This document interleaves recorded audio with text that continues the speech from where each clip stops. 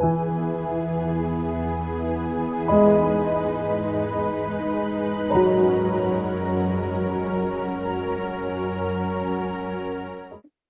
మాటలు వినడానికి ఈ రోజు జూమ్ మీటింగ్ లో కూడి వచ్చిన మీ అందరికీ మన ప్రభువును ప్రియ రక్షకుడైన యేసుక్రీస్తు వారి నామంలో నా వందనాలు తెలియజేసుకుంటున్నాను. అందరూ తల ఉంచి కళ్ళు మూసుకున్నట్లయితే ప్రార్థించుకొని పాఠంలోనికి వెళ్ళిపోదాం. మహాపరిశుద్ధుడు, ప్రేమ కలిగిన మా కన్న తండ్రి, మీ పరిశుద్ధమైన ఉన్నతమైన ఘనమైన నామానికి వందనాలు, కృతజ్ఞతాస్తుతులు చెల్లిస్తున్నాం నాయన. తండ్రి అని పిలవడానికి మీరు మాకు చక్కటి అవకాశాన్ని మీరు కల్పించారు. ఈ దినాన తండ్రి మీ పిల్లలతో కూడా మీ మాటలు పంచుకోవడానికి మీరు నాకు ఇచ్చినట్టు కృప కొరకై మీకు వందనాలు నాయన. కన తండ్రి, బూడిదయ్యే భూమితో అంతరిక్షం అంతరిస్తుందా అన్నటువంటి పాఠాన్ని మీ పిల్లలకి చెప్పడానికి నేను సిద్ధపడుతుండగా చెబుతున్న నాకు సమయోచితమైన ఆలోచనను, జ్ఞానమును, జ్ఞాపశక్తిని దయచేయము. వింటున్న మీ పిల్లలందరికీ కూడా అర్థమయ్యే రీతిలో చెప్పగలటకు సామర్థ్యతను మీరు నాకు ప్రసాదించమని కోరుకుంటూ ఈ ప్రార్థన మా ప్రభువును ప్రియ రక్షకుడు యేసుక్రీస్తుల వారి నామంలో ప్రార్థించి అడిగి వేడుకుంటున్నాం తండ్రి, ఆమెన్. మరోసారి మన ప్రభువును ప్రియ రక్షకుడు యేసుక్రీస్తుల వారి నామంలో నా వందనాలు తెలియజేసుకుంటున్నాను. ఈ రోజు మనం ఆలోచింపబోయే ఒక అంశము, బూడిదయ్యే భూమితో అంతరిక్షం అంతరిస్తుందా. మళ్ళా చెప్తున్నానండి, బూడిదయ్యే భూమితో అంతరిక్షం అంతరిస్తుందా.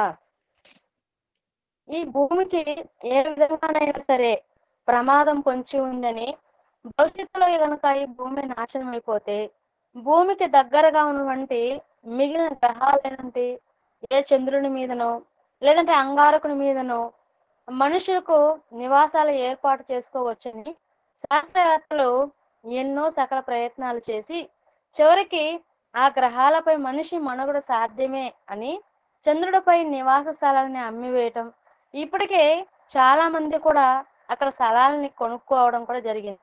అందులో టామ్ క్రూజ్ అనే హాలీవుడ్ నటుడు, మన విజయవాడకు సంబంధించినటువంటి ఒక ఆయన కూడా మరి ఆ స్థలం కొనుక్కోవడం జరిగింది. అయితే భూమికి ప్రమాదం ఎన్ని రకాలుగా పొంచి ఉందో అన్నటువంటి విషయాలను ఈ శాస్త్రవేత్తలు చెబుతున్నారు. వీరు చెబుతున్నటువంటి ఆ విషయాల గురించి మనం ఆలోచన చేయగలిగితే ప్రపంచంలో ప్రతి దేశం వాటి వాటి భద్రతకు కొన్ని స్కర్ట్స్, మిసైల్ తగలబెట్టే మారున ఆయుధాలను కనిపెట్టి వీటిని భూగర్భంలో ఉంచుకోవడం జరిగింది. కనుక వాటితో కనుక మూడో ప్రపంచ యుద్ధం చేస్తే ఈ భూమి ఏమైపోతుందంటే ఈ భూమి బూడిదైపోతుంది. అలా భూమి బూడిదైపోతుంది కనుక ఇప్పుడు మనం భూమి మీద ఉన్నటువంటి మనమందరం కూడా ఎక్కడో అంగారకుడి దగ్గరికో లేదంటే చంద్రగ్రహంలోనికి వెళ్ళి అక్కడ నివాసాలు ఏర్పాటు చేసుకోవచ్చు అని కనుక మనం ఇతర గ్రహాలకి వెళ్ళిపోవాలి అని అంటున్నారు. ఇక మూడో విషయంగా మనం ఆలోచించగలిగితే భూమి మీద మనుషులు వాడుతున్నటువంటి ఆ వాహనాలు ఏవైతే వెహికల్స్ ఉన్నాయో ఆ వెహికల్స్ నుంచి వచ్చేటువంటి ఆ పొగ కానివ్వండి, సిగరెట్ నుంచి వచ్చేటువంటి పొగ కానివ్వండి, రకరకాల ఫ్యాక్టరీల నుంచి వచ్చేటువంటి ఆ రసాయనాలు, ఆ పొగ, ఇవన్నీ కూడా వాతావరణాన్ని కాలుష్యం చేస్తుంది.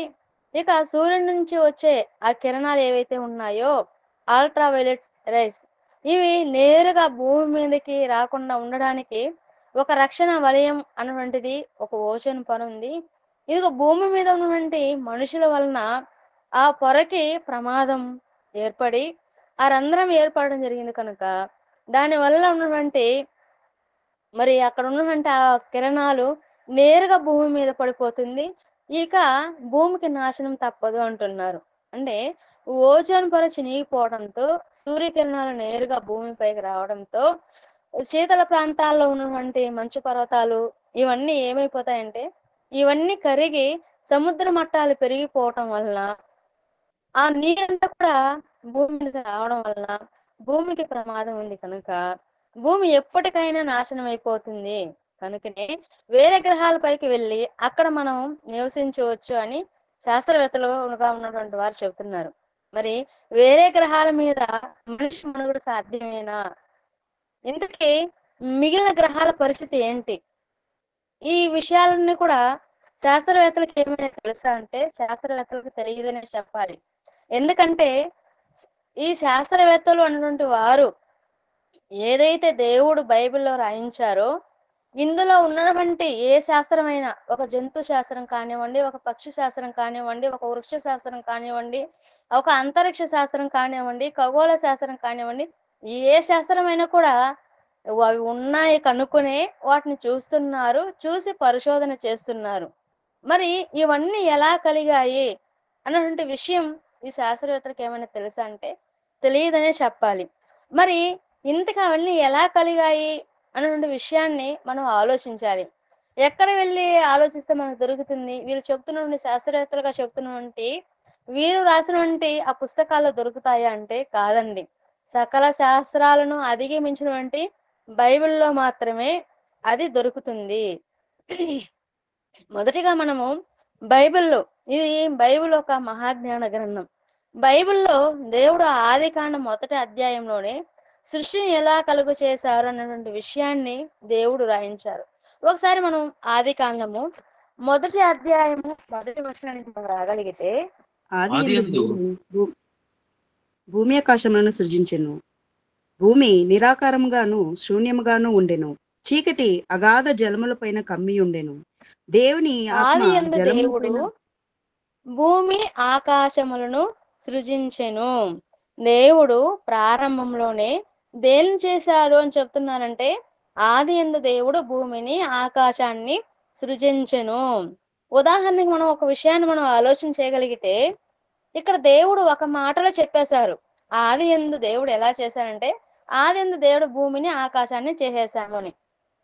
అలా చెప్పినవంటే ఆ విషయాన్ని మనం లోతుల్లోనికి వెళ్ళి ఆలోచన చేయగలిగితే మనం అనుకున్నటువంటి దినాలైతే కాదు. ఏంటి ఒక రోజులోనే దేవుడు భూమిని ఆకాశం సృజించారా అని క్రింది వచనాలకు వెళ్తే అక్కడ 6 దినాల సృష్టి కనబడుతుంది మనకి. ఇంతకీ ఆ 6 దినాల సృష్టి అనేటువంటిది మనం ఉంటున్నటువంటి భూదినాలంటే భూదినాలు కాదు. అవి విశ్వదినాలు. ఈ విశ్వదినాల్లో మరి దేవుడు ఏం చేశాడన్నప్పుడు 6 దినాల్లో సృష్టిని కలిగి చేసినట్లుగా కనబడుతుంది. మనం ముందుగానే ఒక విషయం ఆలోచించాం. ఏంటిదన్నప్పుడు ఆదియందు దేవుడు భూమి ఆకాశం సృజించినని ఒక మాటలో చెప్పారని. ఉదాహరణకి మనం ఆలోచన చేయగలిగితే మనం ఒక ఇల్లు కట్టుకుంటాం. ఇల్లు కట్టుకున్న తర్వాత ఆ ఇంటికి గెస్ట్‌ని ఆహ్వానిస్తుంటాం. ఇదిగోండి మేము ఒక ఇల్లు కట్టుకున్నాము. మీరు రండి అని. అలా ఆహ్వానిస్తున్నప్పుడు వారు వచ్చినటువంటి వారికి ఇదిగోనండి మరి మేము మొట్టమొదటిగా మా స్థలం లేదు. మేము ఇల్లు కొనుక్కున్నాము. ఆ ల్యాండ్ కొన్న తర్వాత గొయ్యి తవ్వాము. గొయ్యి తవ్విన తర్వాత పిల్లర్స్ వేసాము. పిల్లర్స్ వేసిన తర్వాత గోడలు కట్టాము. గోడలు కట్టిన తర్వాత పైన స్లాబ్ వేసాము. స్లాబ్ కట్టిన తర్వాత మిగిలినవన్నీ వర్క్ అంతా కంప్లీట్ చేసాము. ఆ తర్వాత పెయింటింగ్ కొట్టాము. ఆ తర్వాత ఇదిగో పలానా రోజు ఓపెనింగ్ అయిందండి. ఆ రోజు మీరు రాలేదు అని చెప్తామా? చెప్పం. ఏమని చెప్తాం? ఒక మాటలో చెబుతాం. ఎలా అండి? ఇదిగోండి మేము ఇల్లు కొనుక్కున్నాం. ఇదిగోండి మేము ఇల్లు కట్టుకున్నాం అని. ఇది మనకు అర్థమైతే దేవుడు కూడా ఇక్కడ ప్రారంభ మాటల్లోనే ఆదియందు దేవుడు భూమి ఆకాశమును సృజించెను అని చెప్పాడు. అంటే ఫుల్ ఫ్లెడ్జ్ గా చెప్పారనమాట. ఆదియందు దేవుడు భూమి ఆకాశాలను సృజించను ఒక మాటలో చెప్పేశారు.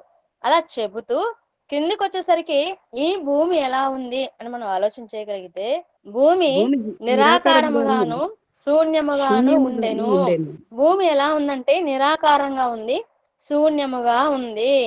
ఈ శూన్యము పైన అంటే ఈ భూమి ఏదైతే నిరాకారముగా శూన్యముగా ఉందో అక్కడ చీకటి అగాధ జలము పైన కమ్మి ఉండెను. దేవుని ఆత్మ జలములపై అల్లాడుచుండెను. భూమి ఎలా ఉందంటే నిరాకారంగా శూన్యముగా ఉన్నది. చీకటి అగాధ జలముల పైన కమ్మి ఉన్నది. దేవుని ఆత్మ జలముల పైన అల్లాడుచుండెనని చెబుతూ 3వ వచనానికి వచ్చేసరికి దేవుడు వెలుగు కమ్మని పలుకగా వెలుగు కలిగెను. ఇక్కడ దేవుడు వెలుగు కావాలి, వెలుగు కమ్మని పలుకగా వెలుగైనట్లుగా కనబడుతుంది. ఈ వెలుగును చూశారు. వెలుగు మంచిదైనట్టు దేవుడు చూచెను. దేవుడు వెలుగును చీకటిని వేరుపరచెను. దేవుడు వెలుగునకు పగలనియు చీకటికి రాత్రనియు పేరు పెట్టెను. అస్తమయమును ఉదయమును కలుగగా ఒక దినమాయను.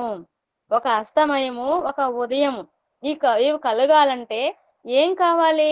వెలుగు కావాలి. ఇక్కడ దేవుడు ఏం చేశాడు? ఏదైతే భూమి నిరాకారంగా శూన్యంగా ఉన్నదో, చీకటి అగాధ జలముల పైన కమ్మి ఉన్నదో, ఆ దేవుని ఆత్మ ఎక్కడైతే అల్లాడుచున్నది జలముల పైన, ఆ దేవుని దేవుడు ఏం చేశాడంటే వెలుగు కమ్మని పలుకగా, ఇప్పుడు చీకటిగా ఉన్నదంతా కూడా ఎలా అయిందంటే వెలుగు వెలుగు వచ్చినట్లు కనబడుతుంది. ఇంతకీ భూమి ప్రారంభంలో ఎక్కడుందన్నప్పుడు నీటిలోనే ఉంది. భూమి చుట్టూ ఏముందన్నప్పుడు నీరు మాత్రమే ఉంది. వెలుగు కమ్మని పలికారు దేవుడు. వెలుగు కలిగింది. ఆ వెలుగుకి పగలని పేరు పెట్టారు. చీకటి ఉంది. ఇప్పుడు మనం టార్చ్ లైట్ ఉంటుంది. ఒక టార్చ్ ఉన్నప్పుడు టార్చ్ లైట్ వేసామనుకోండి, ఎంతవరకు అయితే అది వెళ్ళగలుగుతుందో ఆ వెలుతురు, అక్కడ వరకు మాత్రం లైటింగ్ ఉంటుంది. ఆ తర్వాత ఉన్నది లైటింగ్ ఉండదు. అంటే చీకటి ఉందన్నమాట. ఇది మనకు అర్థమైతే ఇక్కడ వెలుగు కమ్మని పలికారు. ఒకవైపు ఏమో వెలుగుంది, ఒకవైపు ఏమో చీకటి ఉంది. వెలుగుకేమో పగలని పేరు పెట్టారు, చీకటికేమో రాత్రి అని పేరు పెట్టారు. అస్తమయమును ఉదయమును కలుగుగా ఒక దినమాయను. మొదటి దినము జరిగినటువంటి సృష్టి కార్యక్రమం గురించి మనం ఆలోచించాం.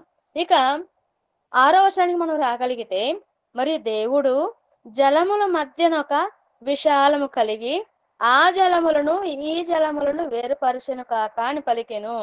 దేవుడు ఏం చేశాడు? దేవుడు జలముల మధ్య, మనకు అర్థం అవ్వాలంటే ఒక వాటర్ బాటిల్ ఉంది. వాటర్ బాటిల్ కి మనం నిలబెట్టామనుకోండి, మధ్యలో ఏదైనా ఒక అట్ట కానీ ఏదైనా మనం పెట్టగలిగితే ఆ సెంటర్ గా చూసుకొని పైన వాటర్ వేరైపోతుంది, కింద ఉన్నటువంటి వాటర్ వేరైపోతుంది. ఇది మనకు అర్థమైతే ఇక్కడ దేవుడు కూడా ఏం చేస్తున్నాడంటే భూమిని సెంటర్ పాయింట్ గా తీసుకున్నారు, జలాల్ని వేరుపరుస్తున్నారు. భూమికి పైన జలములు ఉన్నాయి, భూమికి క్రింది జలములు ఉన్నాయి. ఆకాశము క్రింది దేవుడు ఇక్కడ జలములను చేసినట్లు కనబడుతుంది. ఆ జలములు దేవుడు ఆ విశాలము చేసి ఆ విశాలము క్రింది జలములను విశాలము మీది జలములను వేరుపరపగా ఆ ప్రకారం ఆయను. దేవుడు ఆ విశాలమునకు ఆకాశముని పేరు పెట్టెను. అస్తమయమును ఉదయమును కలుగగా రెండవ దినం ఆయను. రెండవ దినాన ఏం జరిగిందని మనం ఆలోచించినప్పుడు, ఇదిగో దేవుడు ఏం చేశాడు? జలముల మధ్యన ఒక విశాలమును కలిగి ఆ జలములను ఈ జలములను వేరుపరిచింది. వేరుపరిచిన కాక అని పలుకగా జలాలు ఏమైపోయినప్పుడు వేరైపోయాయి. అవి మీది జలములకు ఆకాశం అని పేరు పెట్టారు, క్రింది జలములను సపరేట్ చేసినట్లుగా కనబడుతుంది. అలా రెండవ దినము మరి ఆ జలాలను వేరుపరిచినట్లుగా కనబడుతుంది. ఇక 3వ దినానికి మనం రాగలిగితే, దేవుడు ఆకాశము క్రిందనున్న జలములు, ఆకాశం క్రింద ఏదైతే జలాలు ఉన్నాయో ఆ జలాలన్నిటిని కూడా కూర్చబడి, ఈ జలాలన్నీ కూడా ఏమయ్యాయంటే ఒక చోటకి కూర్చబడ్డాయి. మొదటిగా మొత్తం భూమి అంతా కూడా జలాలు ఉన్నాయి. జలాలు ఉన్నప్పుడు పై జలాలని వేరు చేశారు, క్రింది జలాలని వేరు చేశారు. పైన ఉన్నటువంటి జలానికి ఆకాశం అని పేరు పెట్టారు. క్రింది ఉన్నటువంటి జలాలన్నిటిని కూడా ఒక చోటికి కూర్చబడినట్లుగా కనబడుతుంది 9వ వచనంలో. అలా కూర్చబడి ఆరిని నేల కనబడునుగాక అని పలుకగా ఆ ప్రకారమాయను. ఇక్కడ మనకు ఆరిన నేల కనబడుతుంది, జలాలన్నీ కూడా సపరేట్ అయ్యాయి. ఈ జలాలన్నీ కూడా మరి ఏంటి అని అన్నప్పుడు, మనకి భూమి ఎంత ఉంది అన్నప్పుడు భూమి ఒక భాగం, మరి నీళ్ళు ఎన్ని భాగాలు ఉన్నాయన్నప్పుడు నీళ్లు 3 వంతులు, ఒక వంతు భూమి ఉంది. ఇది మనకు అర్థం అవ్వాలంటే, ఒక బకెట్ ఉంది, ఒక టబ్ ఉంది అనుకోండి. టబ్బులో మనం ఏదైనా ఒక బాల్ కానివ్వండి, తేలే వస్తువు ఏదైనా అందులో వేసినప్పుడు అది పైకి వస్తుంది. ఇప్పుడు పైనున్నది భూమి అని అనుకుంటే మనము, క్రింద ఉన్నదంతా ఏదన్నమాట? వాటర్. ఒక చిన్నదిగా భూమి కనబడుతుంది, ఎక్కువ శాతం నీళ్లు ఉన్నట్లుగా కనబడుతుంది. అంటే దేవుడు ఏం చేశాడంటే నీటిని అన్నిటిని కూడా, జలములన్నిటిని కూడా ఒక చోట కూర్చి దానికి ఆరిని నేల కనబడును గాక అని పలుకగా ఆ ప్రకారం ఆయను. దేవుడు ఆరిన నేలకు భూమి అని పేరు పెట్టెను. జలరాశికి ఆయన ఏమని పేరు పెట్టారు? ఇందాక మనం చెప్పుకున్నాం కదా, జలములన్నిటిని ఒక చోట కూర్చారు దేవుడని. ఆ జలరాశికి ఆయన సముద్రములని పేరు పెట్టెను. అది మంచిదని దేవుడు చూసెను. 3వ దినాన జరిగినటువంటి కార్యక్రమం గురించి మనం ఆలోచన చేశాం. ఇక ఆ తర్వాత దేవుడు విత్తనములు ఇచ్చే చెట్లను భూమి మొలిపించాలి అంటే, భూమి మీద తమ తమ జాతి ప్రకారము తమలో విత్తనములు గల ఫలమిచ్చు ఫల వృక్షములను భూమి మొలిపించుగాక అని పలుకగా ఆ ప్రకారమాయెను. మనం తినడానికి ఆహారం కావాలి, విత్తనములు ఇచ్చే చెట్లు కావాలి, ఫలాలనిచ్చే మొక్కలు కావాలి. ఇప్పుడు అవి కావాలంటే ఎక్కడున్నాయి? ఈ శాస్త్రవేత్తలుగా చెబుతున్నట్లుగా నేను అంగారకుడు పైకి వెళ్తాను, నేను చంద్రగ్రహానికి వెళ్ళిపోతాను, అక్కడికి వెళ్ళి అక్కడ నాకు అది మంచిది, నివాస యోగ్యం, ఈ భూమికి ప్రమాదం పొంచి ఉంది కనుక నేను ఈ భూమి మీద ఉండకుండా నేను వేరే ఇతర గ్రహాలకి వెళ్ళిపోతాను అని చెబుతున్నారు కదా. అలాంటి వాళ్ళకి ఆలోచించే విధంగా బైబిల్లో దేవుడు ఎప్పుడో రాయించిన మాటలను ఈరోజు మనం నేర్చుకుంటున్నాం. అందుకే ప్రారంభంలోనే సకల శాస్త్రాలను అధిగమించినది బైబిల్ అని చెప్పుకున్నాం. ఇక్కడ మనం ఆలోచన చేయగలిగితే భూమి మీద తమ తమ జాతి ప్రకారము తమలో విత్తనములు గల ఫలమిచ్చు వృక్ష ఫలములను భూమి మొలిపించుగాక అని పలుకగా ఆ ప్రకారమాయను. భూమి గడ్డిని, తమ తమ జాతి ప్రకారము విత్తనములు ఇచ్చే చెట్లను, తమ తమ జాతి ప్రకారము తమలో విత్తనములు గల ఫల వృక్షమును మొలిపింపగా అది మంచిదని దేవుడు చూసెను. అస్తమయమును ఉదయమును కలుగగా మూడవ దినమాయెను. ఇక్కడ జలాలని వేరుపరిచారు. వేరుపరిచిన తర్వాత ఆరిన నేల కనబడును గాక అని పలికారు. ఆరిన నేల కనబడిన తర్వాత ఇది ఆయా జాతుల ప్రకారము చెట్లను భూమి మీద తమ తమ జాతి ప్రకారం తమలో విత్తనములిచ్చు ఫలవృక్షములిచ్చు అవన్నీ కూడా భూమి మొలిపించును గాక అని పలికారు. అలా పలికగానే అవన్నీ వచ్చినట్లుగా కనబడుతుంది. అప్పటికి ఎన్ని రోజులు అయ్యాయి అని మనం ఆలోచన చేయగలిగితే 3 దినములాయను. దేవుడు సృష్టించిన సృష్టి కార్యంలో 3 దినములు చూసాము. ఇక 14వ వచనానికి మనం రాగలిగితే దేవుడు పగటిని రాత్రిని వేరుపరచినట్లు ఆకాశ విశాలమందు జ్యోతులు కలుగునుగాక అనియు అవి సూచనలను కాలములను దిన సంవత్సరమును సూచించుటకై ఉండునుగాక అనియు భూమి మీద వెలిగించుటకు అవి ఆకాశ విశాలమందు జ్యోతులై ఉండును కాక అనియు పలికెను. ఇక్కడ మనం చూడగలిగితే దేవుడు పగటిని రాత్రిని వేరుపరిచినట్లు ఆకాశ విశాలమందు ఏం పెట్టారన్నప్పుడు జ్యోతులు కలుగును గాక అని పలికారు. అవి ఆ జ్యోతులు ఏం చేస్తాయంటే ఇదిగో ఇది మానవ నివాస యోగ్యమైనదని చెప్పడం లేదండి దేవుడు. వాటిని ఎందుకు పెట్టారంటే అవి సూచనలను కాలములను దిన సంవత్సరమును సూచించుటకై ఉండును గాక అనియు భూమి మీద ఏదైతే భూమి ఉందో ఈ భూమి మీద వెలిగించుటకు అవి ఆకాశ విశాలమందు జ్యోతులై ఉండాలి అని దేవుడు పలికినట్లుగా ఉన్నది. ఆ ప్రకారం ఆయను దేవుడు ఆ 2 జ్యోతులకు ఆ 2 గొప్ప జ్యోతులను అనగా పగటిని ఏలుటకు పెద్ద జ్యోతిని, రాత్రిని ఏలుటకు చిన్న జ్యోతిని, ఇవి మాత్రమే కాకుండా నక్షత్రములను చేసెను. భూమి మీద వెలిగించుటకు పగటిని రాత్రిని ఏలుటకును వెలుగును చీకటిని వేరుపరచుటకును దేవుడు ఆకాశ విశాలమందు వాటిని ఉంచాను. దేవుడు ఉంచారు. దేనికన్నప్పుడు రాత్రి పగలు ఉండాలి. మనకి 24 గంటలు పగలే ఉందనుకోండి, మనం ఏమైనా రెస్ట్ తీసుకోగలమా? రెస్ట్ తీసుకోలేం. ఎందుకు? పగలు ఉన్నంతసేపు పని చేసుకుంటూనే ఉంటాం.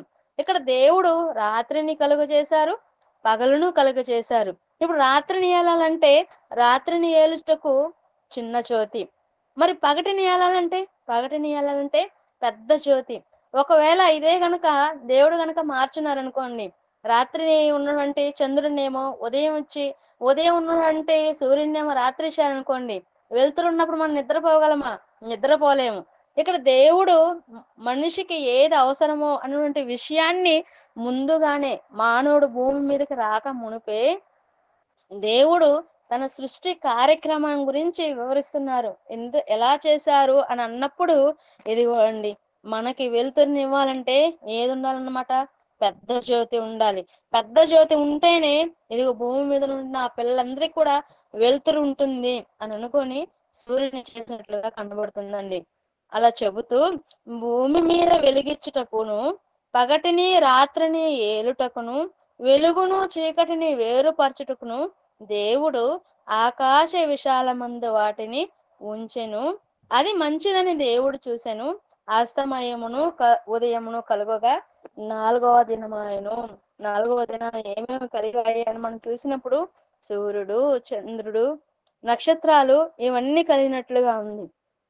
అంటే ప్రారంభం నుంచే భూమి ఉందన్నప్పుడు ప్రారంభం నుంచే భూమి ఉంది. అందుకే ఆది యందు దేవుడు భూమి ఆకాశమును సృజించెను అని చెప్పారు. ఇక 20వ వచనానికి మనం రాగలిగితే, దేవుడు జీవము కలిగి చెలించు వాటిని జలములు సమృద్ధిగా పుట్టించును గాక అనియు, పక్షులు భూమిపై ఆకాశ విశాలంలో ఎగురును గాక అనియు పలికెను. జీవము కలిగి చలించాలి. ఒక చాప ఉంది, అవి జలములలో నుండి సమృద్ధిగా ఏమవ్వాలన్నప్పుడు జలములలో నుంచి సమృద్ధిగా పుట్టించాలని పలుకగా ఆ విధంగా అయిందంట. ఆకాశంలో పక్షులు ఉన్నాయి, పక్షులు భూమిపైన ఆకాశ విశాలంలో ఎగురును గాక అని దేవుడు పలికారు. ఆ ప్రకారమైంది.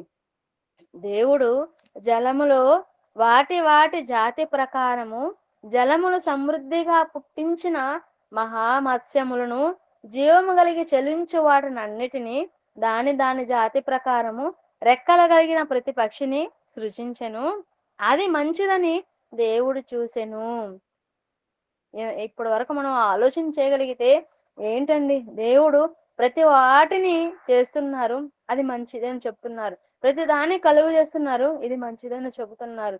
జలముల్లో భూమి మీద ప్రతిదీ కూడా మంచిది మంచిదని చెబుతూ వస్తున్నానండి. ఇక 22వ వచనం మనం రాగలిగితే, దేవుడు మీరు ఫలించి అభివృద్ధి పొంది సముద్ర జలములలో నిండి ఉండుననియు, పక్షులు భూమి మీద విస్తరించును గాక అనియు వాటిని ఆశీర్వదించెను. అస్తమయమును ఉదయమును కలుగగా 5వ దినమాయెను. 5 దినాలు దేవుడు సృష్టి కార్యక్రమాన్ని చేసినట్లుగా కనబడుతుంది. ఇక 24వ వచనం మనం రాగలిగితే, దేవుడు వాటి వాటి జాతి ప్రకారము జీవము గల వాటిని అనగా వాటి వాటి జాతి ప్రకారము పశువులను, పురుగులను, అడవి జంతువులను భూమి పుట్టించుగాక అని పలికెను. ఆ ప్రకారమాయను. దేవుడు ఆయా జాతుల ప్రకారం అడవి జంతువులను, ఆయా జాతుల ప్రకారం పశువులను, ఆయా జాతుల ప్రకారము నేలన ప్రాకు ప్రతి పురుగును చేసెను. అది మంచిదని దేవుడు చూచెను. ఇక్కడ వరకు దేవుడు వేటిని కలిగించారు అన్నటువంటి విషయాన్ని దేవుడు చక్కగా రాయించి, ఆ తర్వాత ఎవరిని కలుగు చేశారో ఒకసారి మనం చూడగలిగితే 26వ వచనంలో, దేవుడు మన స్వరూపమందు మన పోలిక చొప్పున నరులను చేయదము. వారు ఏం చేశారంటే సముద్రపు చేపలను, ఆకాశ పక్షులను, పశువులను, సమస్త భూమిని, భూమి మీద పాకు ప్రతి జంతువును ఏలుదురుగాక అనియు పలికెను. దేవుడు తన స్వరూపమందు నరుని సృజించి దేవుని స్వరూపమందు వారిని సృజించెను. ఏంటంటే దేవుడు తన స్వరూపమందు నరుని సృజించాడంట. దేవుని స్వరూపమందు వారిని సృజించెను. స్త్రీని గాను పురుషుని గాను వారిని సృజించెను. దేవుడు వారిని ఆచరించినట్లు కనబడుతుంది. ఇవన్నీ చూస్తూ కిందకి వచ్చేసరికి ఎన్నో దినం అని అన్నప్పుడు 6వ దినాలు. అంటే 6వ దినము భూమి మీదకి మనిషి వచ్చినట్లుగా కనబడుతుంది. మరి భూమి మీదకి మనిషి రాక మునిపే 6 దినాలలో దేవుడు మనిషికి ఏవేవి అవసరమైనవో, ఆహారానికి కావలసినవి, తినడానికి కావలసినవి, అవి జలముల్లో ఉన్నటువంటివా, లేదంటే ఆకాశంలో ఎగిరేటివా, భూమి మీద నుండి మొలిచేటివా, జంతువుల, పక్షుల ప్రతిదీ కూడా ఆయా జాతుల ప్రకారం చేసి, ఆ తరువాత ఇదిగో మన పోలిక చొప్పున మన స్వరూపమందు, దేవుని స్వరూపమందు, అంటే దేవుని స్వరూపమందు నరుని సృజించినట్లుగా ఇక్కడ మనకు కనబడుతున్నది. అంటే మనిషికి ఏది అవసరము అన్నటువంటి విషయాన్ని దేవుడు ముందుగానే నా పిల్లలకి ఇవన్నీ అవసరం కనుక, ఇదిగో మనిషి జీవించాలంటే ఆహారం ఉండాలి కనుక వాటిని చేసిన తర్వాతనే నేను నా కుమారుని భూమి మీద పంపించాలనుకొని సమస్తాన్ని చేసి, ఇది నా కుమారుడు నివసించడానికి యోగ్యమైనది, అంటే మనిషి మానవ నివాసానికి యోగ్యమైనదిగా ఏది ఉందన్నప్పుడు మానవ నివాసానికి యోగ్యమైనదిగా భూమిని చేసినట్లుగా కనబడుతుంది. కానీ ఈ శాస్త్రవేత్తలుగా పిలువబడుతున్నటువంటి వీరు మరి దేని వైపు పరిగెడుతున్నారు అన్నప్పుడు ఎక్కడో ఉన్నటువంటి అంగారకుడు వైపు, ఎక్కడో ఉన్నటువంటి చంద్రుడి వైపు పరిగెడుతున్నారు.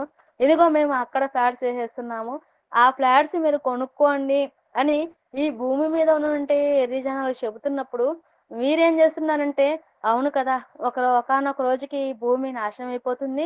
మూడో ప్రపంచ యుద్ధంలో ఏ ఏ దేశాలు అయితే అణుబాంబులు తయారు చేసి పెట్టుకొని భూమి లోపల దాచిపెట్టారో వాటి వలన భూమికి ప్రమాదం ఉంది కనుక ఈ భూమి నాశనం అయిపోతే మనం ఎక్కడ జీవించవచ్చు, మనం వెళ్ళి అంతరిక్షంలో జీవించవచ్చు అని ఇలా ఆలోచిస్తున్నారండి. కానీ ఇది ఇంతకీ ఇది వాస్తవమేనా, ఇది జరుగుతుందా అని మనం ఆలోచించగలిగితే అది ఎప్పటికీ మనిషి అనుకున్నది జరగదు. దేవుడు చెప్పినదే సత్యము. దేవుడు చెప్పినటువంటి మాటల్లో ఏముందన్నప్పుడు, దేవుడు చెప్పినటువంటి మాటలు ఎక్కడ కూడా తప్పనది లేదు. ఆయన చెప్పిన మాట అవి అలా జరగాలి అని అన్నప్పుడు అలానే జరుగుతుంది. ఆ దేవుని మాటకి తిరుగు లేదు. ఇక్కడ దేవుడు సృష్టించాడు, సృష్టి కార్యక్రమంలో ప్రతిదాన్ని చేసినాడు. మరి అన్నిటిని చేసిన తర్వాత ఇదిగో మనిషి ఈ భూమి మీద మాత్రమే నివసింపగలడు అని దేవుడు చెప్పాడండి. ఒకసారి ఆ మాటలు కూడా మనం చూడగలిగితే యోబు గ్రంథము 37వ అధ్యాయము 12వ వచనంలో మనం చూడగలిగితే, ఆయన వలన నడిపింపబడినవై నరులకు నివాస యోగ్యమైన భూగోళము మీద మెరుపును మేఘములను సంచారము చేయును. ఇక్కడ ఆయన చెబుతూ, ఆయన వలన నడిపింపబడినవై నరులకు నివాస యోగ్యమైన భూగోళము. నరులకి నివాస యోగ్యమైనది ఏదని చెప్తున్నారు? నరులకు నివాస యోగ్యమైనది భూమి మాత్రమే. భూమి మీద మాత్రమే మనిషి నివాసం చేయగలడు. అంటే సృష్టినంతా చేసి 6వ దినము చివరిలో దేవుడు మనిషిని కన్నట్లుగా కనబడుతుంది. అంటే దేవుని అనాది సంకల్పం, ఆయన పిల్లలకు ఏవేవి కావాలో, ఆయన పిల్లలకి ఏవేవి అవసరంగా ఉన్నాయో అని ముందుగానే ఆలోచించి, ఆయన పిల్లలు కావాలి అని అనుకోగానే పిల్లలకు అవసరమైన వాటిని అన్నిటినీ కలిగించి ఆ తర్వాత పిల్లలను కన్నట్లు కనబడుతుందండి. ఆ పిల్లలమైన మన కోసమే ఈ సృష్టినంతా చేసి మొదటి మానవులంటే ఆదాము హవ్వలను ఇదిగో మీరు ఫలించి అభివృద్ధి పొంది విస్తరించి భూమిని నిందించమన్నాడు. అంటే భూమి మీదే వృక్షాలు ఉన్నాయి, భూమి మీదే జంతువులు ఉన్నాయి, భూమి మీదే పక్షులు ఉన్నాయి, భూమి మీదే పురుగులు ఉన్నాయి, సమస్తం కూడా భూమి మీదే ఉన్నాయని దేవుడు చెప్తున్నాడు. కనుక భూమిని ఏం చేసుకోమన్నాడు? భూమిని లోపరుచుకోమన్నాడు. వీటిని మీరు ఏలమని చెప్పాడు. అంటే మిగిలిన గ్రహాలు ఇవి ఏమి లేవా అన్నప్పుడు మిగిలిన గ్రహాల్లో ఇవి ఏవి కూడా లేవు. మరి ఎక్కడున్నది? అందుకే మానవుల నివాస యోగ్యం అన్నప్పుడు నరులకు నివాస యోగ్యమైనది ఒక భూమి మాత్రమే. మరి చెబుతున్నటువంటి మాట ఏంటి? ఈ భూమి అంటే ఈ భూమి కనుక బూడిదైపోతే అంతరిక్షం అంతరిస్తుందా? అంటే ఈ భూమి బూడిద అవ్వదు. ఒకవేళ బూడిద అయిపోతే ఇది అంతరిక్షం అనేటువంటిది అలానే ఉంటుంది అని చెబుతున్నారు. ఇక్కడ మనం ఆలోచించాలి, భూమి ఎలా పెట్టారు? మనం ప్రారంభంలోనే ఆలోచించాం. దేవుడు పై జలాలను కింది జలాలను వేరుపరిచారు, ఆరిన నేలగా చేశారు. అంటే మిడిల్ గా ఏది ఉందన్నప్పుడు మిడిల్ లో భూమి ఉంది. పైన ఏమున్నాయి? పైన జలాలు ఉన్నాయి, క్రింది జలాలు ఉన్నాయి. పై జలాలకి ఆకాశం అని పేరు పెట్టారు, క్రింది జలాలన్నీ కూడా అవన్నీ కూడా సముద్రం అని చెప్పడం జరిగింది. అంటే 3 వంతుల నీరు కింది ఉంది. భూమికి కింది భాగంలోనూ నీరుంది, భూమికి పై భాగంలోనూ నీళ్ళున్నాయి. ఈ మొత్తం నీళ్ళన్నీ కూడా మరి ఎలా ఉన్నాయి అని అన్నప్పుడు వాటికి ఆకాశము, పై జలాలను కింది జలాలను వేరుపరిచి పై ఆకాశము క్రింది ఆకాశం. మరి మా మానవులకు నివాస యోగ్యమైనది ఏదన్నప్పుడు భూమి మాత్రమే అని చెప్పారు. అందుకే దీనిని మీరు లోపరుచుకోండి అని చెప్పడం జరిగింది. ఒకసారి మనం కీర్తనల గ్రంథము 115వ అధ్యాయము 16వ వచనాన్ని మనం రాగలిగితే, ఆకాశంలో యెహోవా వశము, భూమి ఆయన నరులకిచ్చి ఉన్నాడు. ఆకాశములు ఎవరి వశంలో ఉన్నాయంటే, ఆకాశములు దేవుని వశంలో ఉన్నాయంట. ఆకాశములన్నీ కూడా దేవుని వశంలో ఉన్నాయి, భూమి మాత్రం దేవుడు నరులకు ఇచ్చాను అని చెప్తున్నారండి. అంటే నరులుగా ఉన్నటువంటి మనిషికి మరి దేనిని ఇచ్చాడన్నప్పుడు మనిషికి ఇచ్చింది దేవుడు భూమిని ఇచ్చారు. ఇది నివాస యోగ్యం, ఇది మంచిది అని భూమిని ఇచ్చినట్లుగా మనకు కనబడుతున్నది. ఇక పేతురు రాసినటువంటి పేతురు గారు రాసినటువంటి రెండవ పత్రిక 3వ అధ్యాయము 5వ వచనానికి మనం రాగలిగితే, ఏలయనగా పేతురు రాసినటువంటి రెండవ పత్రిక 3వ అధ్యాయము 5వ వచనంలో, ఏలయనగా పూర్వం నుండి ఆకాశం ఉండిననియు నీళ్లలో నుండి నీళ్ల వలనను సమకూర్చబడిన భూమియు దేవుని వాక్యం వలన కలిగిననియు వారు బుద్ధిపూర్వకంగా మరతరు.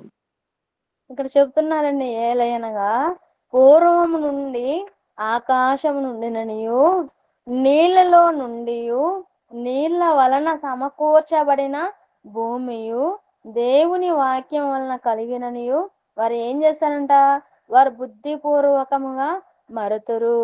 దేవుడు చేసినట్టు కార్యక్రమాన్ని వారు మరిచిపోతారని చెబుతున్నారు. ఇంతకీ ఈ భూమి ఎక్కడి నుంచి వచ్చింది? భూమి నీళ్లలో నుండి సపరేట్ చేయబడింది. అలా సపరేట్ చేయబడి కొంత భాగాన్ని ఆరిన నేలగా దేవుడు చేసినట్లు మనకి ఇక్కడ కనబడుతున్నది అనమాట. ఇక మనం ఆలోచన చేయగలిగితే ఈ విశ్వానికి కేంద్రం, మరి ఈ విశ్వానికి కేంద్ర స్థానం సూర్యుడని కోపర్నికస్ అనే శాస్త్రవేత్త చెప్పాడండి. ఇంతకీ విశ్వానికి కేంద్రం సూర్యుడా అంటే విశ్వానికి కేంద్రం సూర్యుడి కాదు. ఎవరన్నప్పుడు భూమి. విశ్వానికి కేంద్ర స్థానంలో భూమి ఉందని మరో శాస్త్రవేత్త చెప్పారండి. ఇంతకీ వీళ్ళు చెప్పిన సిద్ధాంతాలు ఎప్పుడు ప్రతిపాదించారన్నప్పుడు, ఇది ఎప్పుడో దేవుడు చెప్తే క్రీస్తుకు పూర్వం ప్రారంభంలోనే ఆది కాండం 1వ అధ్యాయంలోనే మనం చూసాం ఇప్పుడు ఎలా కలుగ చేశారు అన్న విషయాన్ని వీరు ఈ మధ్య చెప్తున్నారు. అంటే శాస్త్రవేత్తలుగా ఉన్నటువంటి వారు భూకేంద్ర సిద్ధాంతం అన్నటువంటి ఆ సిద్ధాంతాన్ని ప్రతిపాదించి వారికి ఒకరికి అర్థం కాక, ఇంతకీ ఒకడేమో భూమి బల్లపరుపుగా ఉందంటారు, ఒకరేమో భూమి గోళంగా ఉంటారు. మరి ఇంతకీ భూమి బల్లపరుపుగా ఉందా, గోళంగా ఉందా, గుండ్రంగా ఉందా అన్నప్పుడు ఇదిగో లేదండి బల్లపరుపు అనుకున్నాము, లేదు భూమి ఇప్పుడు ఎలా ఉందంటే గుండ్రంగా ఉంది అని ఒప్పుకున్నారు. మరి దేవుడు ఏమని చెప్పారు, ఈ భూమి అంతా కూడా ఎలా ఉందన్నమాట, భూమి అంతా కూడా గోళాకారంలో ఉంది అని దేవుడు ఎప్పుడో రాసి ఉంచారండి. ఒకసారి మనము యోబు గ్రంథము 38వ అధ్యాయము 33వ వచనంలో ఒక మాటను మనం చూడగలిగితే, ఆకాశ మండలపు కట్టడలను నీవెరుగుదువా, దానికి భూమి మీద గల ప్రభుత్వమును నీవు స్థాపింపగలవా? ఆకాశ మండలపు కట్టడలను నీవు ఎరుగుదవా. ఇదిగో ఆకాశ మండలానికి కూడా ఒక కట్టడ ఉంది. దానికి భూమి మీద ఉన్నటువంటి ప్రభుత్వాలు, అంటే భూమి మీద ప్రభుత్వం నీవు స్థాపించగలవా? మన దేశానికి అయితే ఒక ప్రభుత్వం, ఒక గవర్నమెంట్ ఉంది. ఎక్కడుంది మన దేశానికి గవర్నమెంట్ అన్నప్పుడు ఢిల్లీలో ఉంది. అలాగే ఈ విశ్వం అంతటికి కూడా ప్రభుత్వం ఉంది. అంటే మొత్తం కూడా ఆపరేటింగ్ సిస్టమ్ అంతా కూడా ఎక్కడుందన్నప్పుడు భూమి మీదే ఉంది. ఈ విశ్వం అంతటికి ఎక్కడ ఉందన్నప్పుడు భూమి మీదే. ఒకవేళ ఈ భూమే కనుక నాశనం అయిపోతే ఇక విశ్వం ఉంటుందా? ఒక బిల్డింగ్ లో మరి బెడ్రూమ్ ఉంటుంది, హాల్ ఉంటుంది, కిచెన్ ఉంటుంది, బాత్రూమ్ ఉంటుంది, అన్ని ఉంటాయి.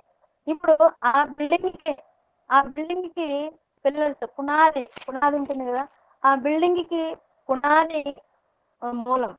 ఆ పునాదే కనుక లేకపోతే ఆ బిల్డింగ్ బాత్రూమ్ కానివ్వండి, బెడ్రూమ్ కానివ్వండి, హాల్ కానివ్వండి, ఇవన్నీ ఉంటాయి అన్నప్పుడు అవి ఏవి కూడా ఉండదు. ఇక భూమి మరి ఎలాంటిది అన్నప్పుడు భూమి కేంద్ర స్థానం. దేనికి?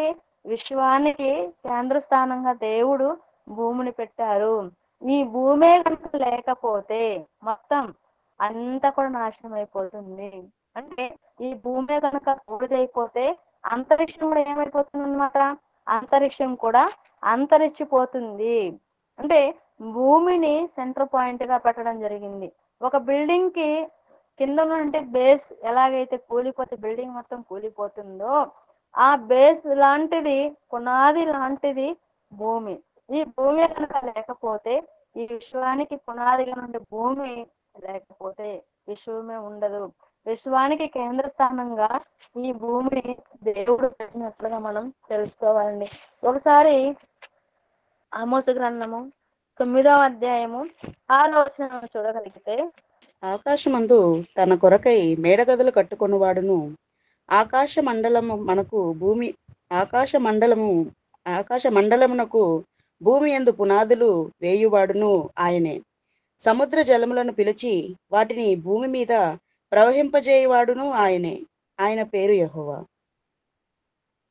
ఇక్కడ చెబుతున్నారండి, ఆకాశమందు తన కొరకై మేడగదులు కట్టుకొనువాడును, ఆకాశ మండలమునకు భూమి యందు పునాదులు వేయువాడను ఆయనే. సముద్ర జలములను పిలిచి వాటిని భూమి మీద ప్రవహింప చేయువాడును ఆయనే. ఆయన ఎవరో కాదు, ఆయనే దేవుడు అని చెప్తున్నాడండి. అంటే భూమికి పునాదులు వేసిన ఆయన ఎవరని అన్నప్పుడు దేవుడు మాత్రమే. అలాంటి పునాది కలిగిన భూమి నాశనం అయిపోతే ఇదిగో ఈ విశ్వం కూడా ఉండదు. ఈ విశ్వం ఏమైపోతుందంటే ఈ విశ్వం కూడా నాశనం అయిపోతుంది. ఒకసారి పేతురు రాసినంటే 2వ పత్రిక 3వ అధ్యాయము, పేతురు రాసినంటే 2వ పత్రిక 3వ అధ్యాయము 10వ వచనాన్ని మనం చూడగలిగితే, అయితే ప్రభు దినము దొంగ వచ్చినట్లు వచ్చును. ఆ దినమున ఆకాశంలో మహాధ్వనితో గతించిపోను, పంచభూతములు మిక్కటమైన వేండ్రములతో లయమైపోవును, భూమియు దాని మీదనున్న కృత్యములను కాలిపోవును. ప్రభు దినమందు దొంగ వచ్చినట్లు వచ్చును. ఆ దినమందు ఆకాశములు మహాధ్వనితో గతించిపోవును, పంచభూతములు కూడా మిక్కటమైన వేండ్రముతో లయమైపోవును, భూమియు దాని మీద ఉన్నటువంటి మరి అన్ని కూడా కృత్యములు అన్ని కూడా ఏమైపోతుంది అన్నప్పుడు లయమైపోతుంది, కాలిపోతుంది. పంచభూతములు మిక్కటమైన వేండ్రంతో లయమైపోతుంది, భూమియు దాని మీద ఉన్న కృత్యములు కూడా కాలిపోతాయి అని చెబుతున్నారండి. అంటే భూమి కనుక బూడిదైపోతే చంద్రుడి మీద నివసించవచ్చు అని శాస్త్రవేత్తలు అనుకుంటున్నారు. మరి చంద్రమండలంలో ఏముందన్నప్పుడు చంద్రమండలంలో చౌడు నేల ఉంది. అచ్చట పంటలు ఏమైనా పండుతాయి అన్నప్పుడు పంటలు పండవు, అయినా అక్కడికి వెళ్ళిపోతాము అన్నటువంటి మనిషి మరి అంతగా ఆలోచిస్తున్నప్పుడు ఇది అలాంటి మనిషికి దేవుడు ఏం చెప్తున్నాడో ఒకసారి మనం ఆలోచన చేయగలిగితే, దేవుడు తన మాటలతో హెచ్చరిస్తున్నారండి. ఉపద్య గ్రంథము 1వ అధ్యాయము 4వ వచనము. పక్షిరాజు గూడంత ఎత్తైన నివాసం చేసుకుని నక్షత్రములలో నీవు దాన్ని కట్టినను, అచ్చటి నుండి నేను క్రింద పడవేతును. ఇదే యెహోవా వాక్కు. పక్షిరాజు గూడంతా ఎత్తున నివాసం చేసుకొని నక్షత్రంలో నీవు దానిని కట్టినను, అచ్చట నుండి నేను నిన్ను క్రిందికి పడివేతును. ఇదిగో నువ్వు వెళ్ళాలనుకుంటున్నావా, నువ్వు వెళ్ళి అక్కడికి వెళ్ళి నక్షత్రంలో నువ్వు వెళ్ళి కట్టుకున్నప్పటికీ నేనేం చేస్తాను, అచ్చటి నుండి నేను నిన్ను క్రిందికి పడవేస్తానని చెప్తున్నాను. ఇది ఎవరి మాటలు అని చెప్తున్నారు? ఇది దేవుని మాటలు అని చెప్తున్నారు. మనకి గత నెలల్లో ఒక ఆమె వెళ్ళారు, అంత లాస్ట్ ఇయర్ లో ఆమె వెళ్ళారు. ఎవరన్నప్పుడు సునీత విలియం అనుకుంటాను, సునీత విలియమే కదా. ఆమె వెళ్ళారు. వెళ్ళి ఆమె ఎలా వచ్చారు, ఒక స్కెల్టన్ లాగా వచ్చారనమాట. అంటే ఇక్కడ నుంచి వెళ్ళి అక్కడ ఏదో సాధిద్దామని వెళ్ళి కొద్ది రోజులకి మరి ఆమె ఎలా మరి వెళ్ళినప్పుడేమో బాగా అందంగా యాక్టివ్ వెళ్ళారు, వచ్చేటప్పుడు ఎలా వచ్చారండి, మొహం అంతా పెక్కువ. ఇంతకీ ఆమె బ్రతికే ఉన్నారా లేదా, ఆమె వస్తారా లేరా అని భూమి మీద ఉన్నటువంటి వాళ్ళందరూ కూడా టెన్షన్ పడ్డారు. అంటే దేవుడు చెప్పినటువంటి మాటల్లో ఎంత సత్యం ఉందో మనం గ్రహించాలండి. అందుకే దేవుడు ఏం చెప్తున్నారు, ఇదిగో మనిషిగా ఉన్నటువంటి మనకి నివాస యోగ్యం అనేది ఏదన్నప్పుడు భూమి మాత్రమే అని చెబుతున్నారు. ఒక ఉదాహరణ మనం ఆలోచన చేయగలిగితే మనకి తెలిసిన విషయమే, ఒక మోటార్ సైకిల్ కానివ్వండి, లేదంటే సైకిల్ కానివ్వండి, ఆ సైకిల్కు ఉన్నటువంటి చక్రం, లేదంటే కారు అనుకోండి, మేము సైకిల్ చూడలేదు అనుకున్నటువంటి వారికి కారు అనుకుందాం. ఇప్పుడు కారులో ఉన్నటువంటి చక్రం తిరగాలి. ఇప్పుడు చక్రం తిరగాలంటే దానికి ఒక హబ్ అన్నది ఉండాలన్నమాట.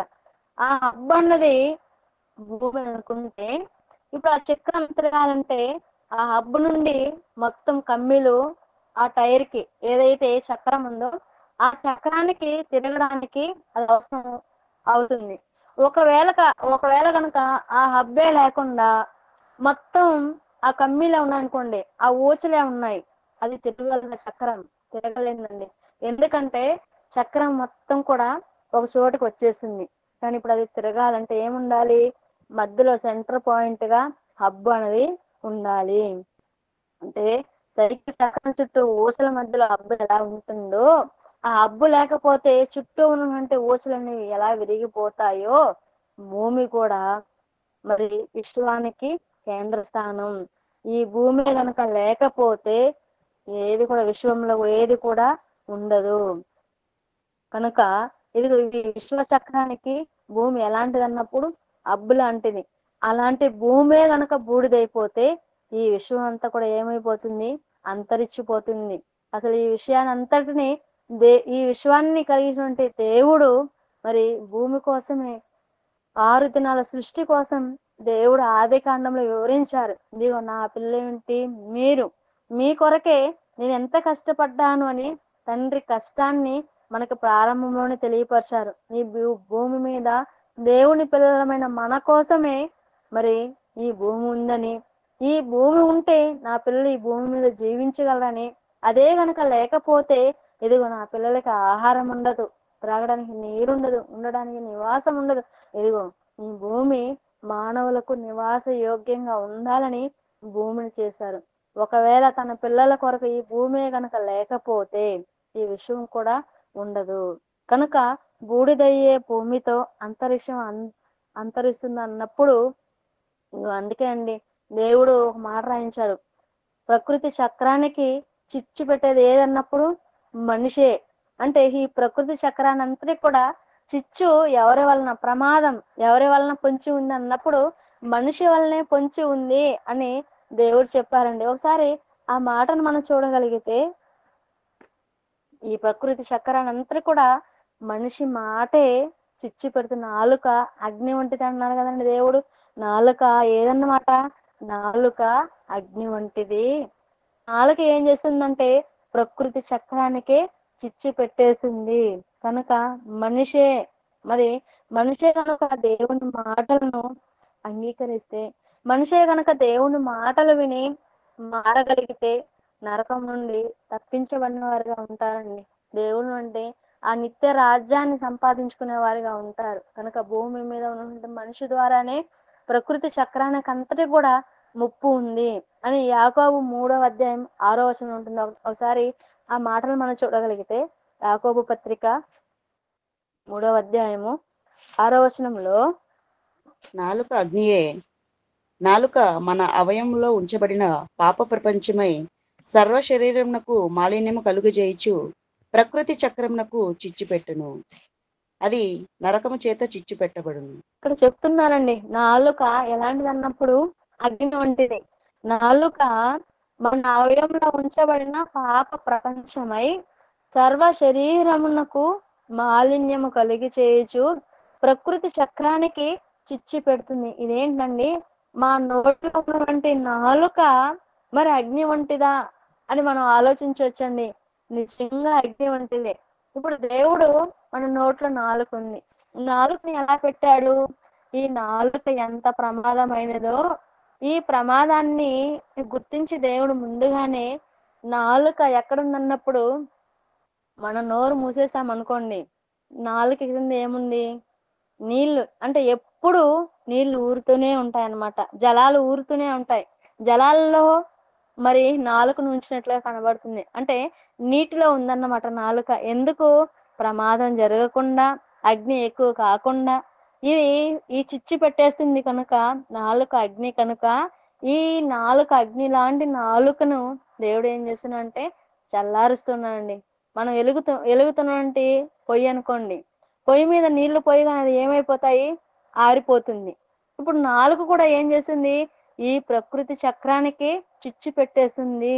కనుక అలాంటి నాలుకని మరి ఏమని చెప్తున్నారు? నాలుక అగ్నియే.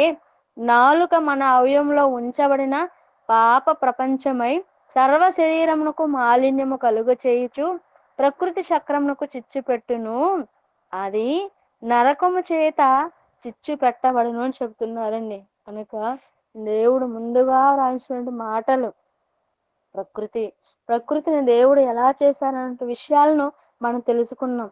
మనం ఉండే ఈ భూమి మనుషులు నివాసించడానికి యోగ్యమైనది, ఇది భూమి మాత్రమే అని దేవుడు చెప్తున్నాడు. కనుక విశ్వానికి మరి కేంద్ర స్థానం, హబ్బు లాంటిది ఏదన్నప్పుడు ఈ భూమి. కనుక దేవుడు చెప్తున్నారు, ఇదిగో మనుషులుగా ఉన్నదంటే మనం అందరం కూడా పరిశుద్ధులుగా ఉండాలి, నిర్దోషులుగా ఉండాలి. అలా నిర్దోషులుగా ఉంటూ తండ్రిని సంతోషపరిచే వారిగా ఉండాలి.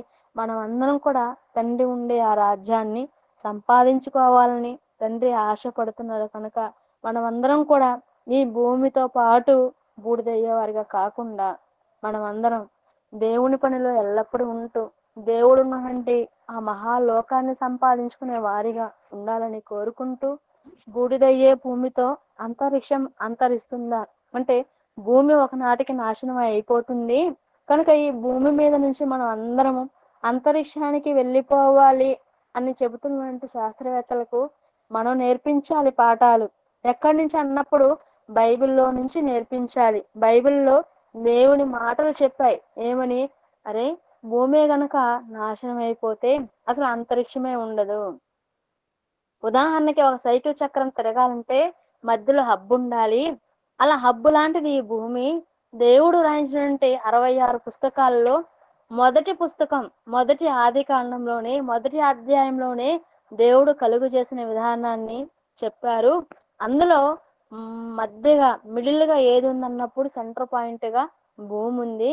ఈ భూమే గనక ఇదిగో జరుగుతున్నటువంటి 3వ ప్రపంచం యుద్ధంలో కానీ, లేదంటే ఓజోన్ వల్ల జరిగే ప్రమాదంలో కానీ ఈ భూమి కనుక నాశనం అయిపోతే అంతరిక్షానికి ఎవరు కూడా వెళ్ళలేరు, ఆ అంతరిక్షం కూడా అంతరించిపోతుంది అని మనం అందరం తెలియపరిచే వారిగా ఉండాలని తెలియజేస్తూ, ఇంతటి చక్కటి అవకాశాన్ని నాకు కల్పించినటువంటి బెంగళూరులో ఉన్నటువంటి దేవుని సేవకులు పెద్దలు మరి పాల్సారి గారికి కూడా క్రిస్టియస్ వారి నామమున నా వందనాలు తెలియజేసుకుంటూ, ఇంతవరకు ఓపికగా విన్న మీ అందరికీ కూడా నా హృదయపూర్వకమైనటువంటి ధన్యవాదాలు, వందనాలు తెలియజేసుకుంటూ నా మాటలు ముగిస్తున్నాను. ప్రార్థించుకున్నామండి. మహాపరిశుద్ధుడు, ప్రేమ కలిగిన మా కన్న తండ్రి, మీ పరిశుద్ధమైన ఉన్నతమైన ఘనమైన నామానికి వందనాలు, కృతజ్ఞతాస్తుతులు చెల్లిస్తున్నాం. కన్న తండ్రి, గడిచిన కాలమంతానైనా మీ యొక్క కృపాక్షేమంతో మీరు మమ్మల్ని కాచి కాపాడి నిలువబెట్టి ఈ రీతిగా మిమ్మల్ని తండ్రి అని పిలవడానికి మీరు ఇచ్చిన కృప కొరకై మీకు వందనాలు. మీ పిల్లలుగా మా తండ్రి మీ యొక్క నేర్చుకుంటూ తాము మాత్రం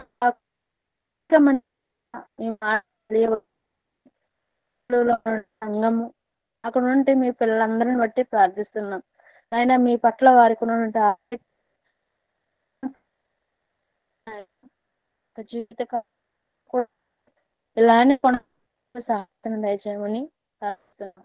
మేమందరం కూడా తండ్రి ఎల్లప్పుడూ నాయన మీ మాటలు నేర్చుకుంటూ అనేక మందికి నేర్పించి మీరున్నటువంటి లోకాన్ని తండ్రి మేము స్వతంత్రించుకునే వారిగా మమ్మల్ని ఉంచమని ప్రార్థిస్తున్నాం. అని తండ్రి, మీ పిల్లలు ఎంతమంది అయితే అనారోగ్యంతో బాధపడుతూ ఇబ్బందుల్లో ఉంటూ ప్రార్థన అవసరంలో ఉంటున్నారు, మీ పిల్లలకి మీ చిత్తం అయితే పరిపూర్ణమైన ఆరోగ్యాన్ని ప్రసాదించండి. అయినా మరి ఎంతమంది అయితే తండ్రి గూగుల్ మీట్ లో తండ్రి జాయిన్ అయ్యారు, ప్రతి ఒక్కరిని వారిని వారి కుటుంబాలను పేరు పేరును దీవించి కాపాడండి. ఆయన ముఖ్యంగా తండ్రి దీన్ని ముందుండి నడిపిస్తున్నట్టు ఆయన మీ యొక్క కుమారులు మరి పాల్ గారిని జ్ఞాపకం చేసుకుందండి, వారిని వారి యొక్క కుటుంబాన్ని కూడా దీవించండి. ఆయన నిత్యము మీ మాటల చేత తండ్రి ప్రతి ఒక్కరిని బలపరుస్తూ మీ కొరకు ఆలోచిస్తూ ఉన్నతమైనటువంటి మీ లోకాన్ని తండ్రి మేమందరం చేరుకోవాలని తండ్రి ఆశపడుతుండగానైనా మీకు కుమారుని ఆశను తండ్రి తృప్తిపరచమని ప్రార్థిస్తున్నాం. ముఖ్యంగా మా ఆత్మీయ తండ్రి జయశాల గారికి మంచి ఆయుష్ను ఆరోగ్యాన్ని ప్రసాదించండి, త్వరగా కోలుకోగలుగుటకు మీ కృపను అనుగ్రహించమని కోరుకుంటూ, ఇంతటి చక్కటి అవకాశాన్ని తండ్రి మీరు మాకు కల్పించేందుకు మీకు వందనాలు, కృతజ్ఞతాస్తుతులు చెల్లించుకుంటూ ఈ ప్రార్థన మా ప్రభువును ప్రియ రక్షకుడు అంటే యేసుక్రీస్తుల వారి నామంలో ప్రార్థించి అడిగి వేడుకొంచున్నాం తండ్రి. ఆమేన్. ఆమేన్. ఆమేన్. ఆమేన్. ఆమేన్.